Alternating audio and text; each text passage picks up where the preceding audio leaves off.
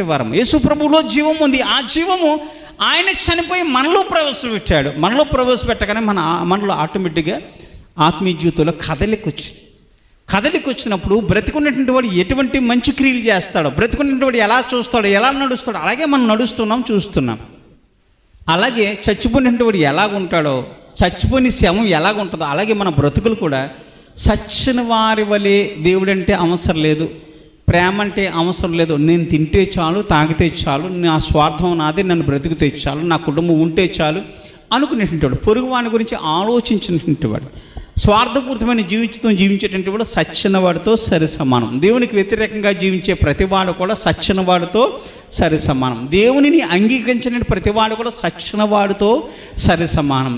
దేవుని ఆజ్ఞలను త్రోసిపుచ్చే ప్రతివాడు కూడా సచ్చిన వాడితో సరి సమానం.